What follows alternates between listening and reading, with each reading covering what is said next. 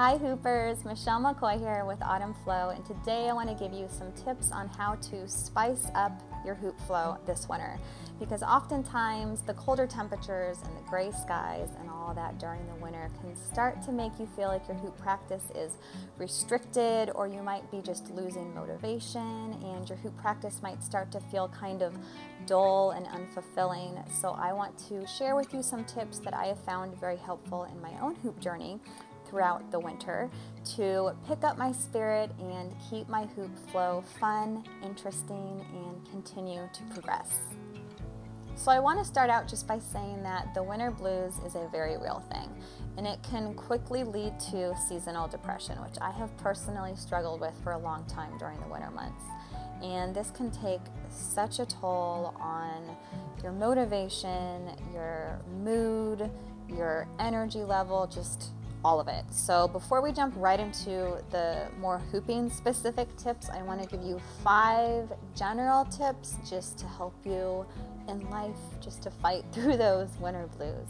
So tip number 1 is to try to get at least a little bit of fresh air and daylight every day. Even if it's freezing outside, just take a 5-minute jog around the block, or even just step outside and get your mail. Taking in a few breaths of fresh air and soaking in a little bit of vitamin D can really help to boost your mood. And tip number 2 is try to leave the house every day if possible, or every other day. For me personally, if I stay home more than 3 days in a row, I start to go crazy. And it always helps me feel better when I look better. And when I leave the house, I always want to be freshened up and fix myself up. Tip number 3 is to become aware of your influences, and this includes music, the TV shows you watch, the people you surround yourself with, the reading material that you're reading throughout the winter, and social media. So social media is a huge one. Try to limit your social media usage throughout the winter. And your inner voice is a huge one. And that actually brings me to this book, which I would absolutely recommend reading. It's great for winter reading material, especially because it's very positive and uplifting. It's called The Untethered Soul by Michael A. Singer. And it covers so much incredible, inspiring material. But there's a section in here specifically over learning to recognize your inner voice and the power that it has over all aspects of your life, and how drastically it can improve your life when you learn to alter that inner voice and make it more positive. So just becoming aware of those things and keeping them in the back of your mind when you're feeling down this winter. And tip number 4 is to stay active, and this is where hooping comes into play, because just getting your blood pumping will release endorphins and make you happy. So tip number 5 is kind of silly, but it's to get some cute comfy slippers. I love to hoop in my comfy slippers during the winter, and just having that little bit of comfort when it's all yucky and dull outside can make a big difference. Okay, so now let's talk about more hooping specific tips for the winter blues. So the first tip I'd recommend is just to set a realistic goal that you want to reach in your hoop practice, whether that is to start working on doubles, or practice your non-dominant current, or start incorporating more moves with your non-dominant hand. These things can really help to keep your brain occupied, give you a sense of accomplishment, and just make you feel good about creating something and working towards something new, but still see fairly quick results to get that sense of accomplishment.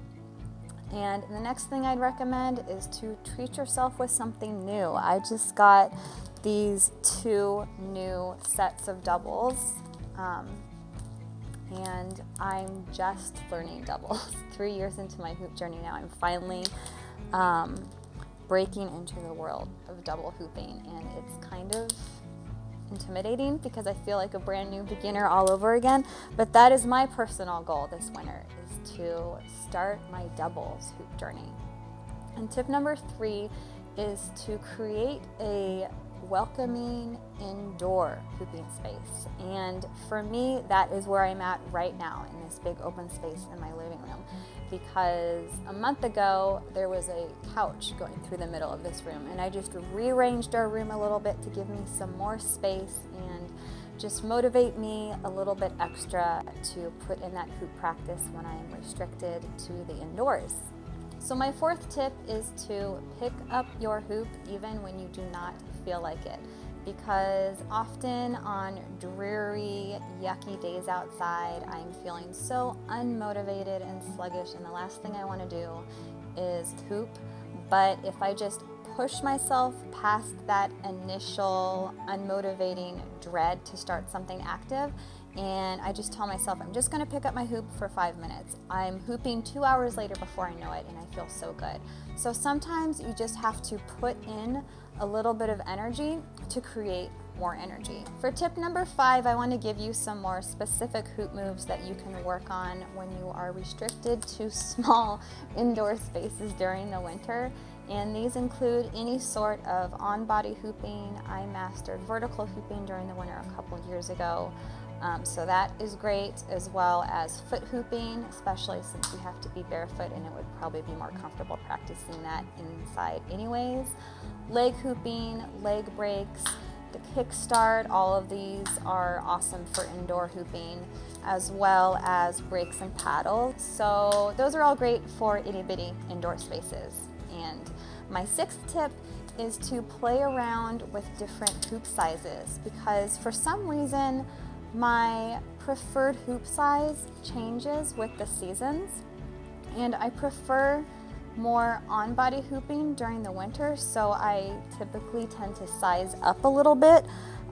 This has been my favorite size the last few months. This is a 5/8 29-inch polypro, but lately I've been picking up my bigger 32-inch 3/4 hoop just since the weather has cooled off, and I've been hooping more inside more. And then I have my brand new itty-bitty double hoops that I am having to remind myself to put in the practice for, since I'm brand new at that. So just play around with different hoop sizes and tubings and textures and all that good stuff. So I was hoping to wrap up this video before my kids woke up from their naps, and this one never took a nap, and this one is awake, so I failed. So this could get interesting. But I just have a couple more things I want to say. And I do want to say that if you are a hardcore nature lover like me, and you are determined to get some outdoor hoop time in this winter, no matter the temperature, then I'll just give you some quick tips for that. And my first tip is to use HDPE tubing and not polypros, because HDPE tubing is much more durable and less likely to break in colder temperatures, but it's still light and feels very similar to polypros. And my kids are showing off for you. For outdoor hooping, you want to use HDPE hoops, or if you're using a polypro, don't do any quick direction changing moves that will be hard on your hoop, like breaks or wedgies when it's 40 degrees or below outside. Be aware of your camera equipment, because it might freeze up after a few minutes in freezing temperatures. Take care of your health. Bundle up, right, or wear the appropriate clothing to keep you warm, but that's also somewhat easy to hoop in. Stay hydrated, come inside often to warm up, and I think that's it. So I hope that you all found some of these tips helpful to keep you motivated and energized in your hoop practice this winter. And if you have not begun your own hoop journey yet, the hoop can be a great tool to help you fight off those winter blues, and it's an awesome time to pick up a new healthy hobby. And if you need some extra guidance with that, check out my complete online guide to hoop dance course available at autumnflow.com. Thank you for watching, and happy hooping.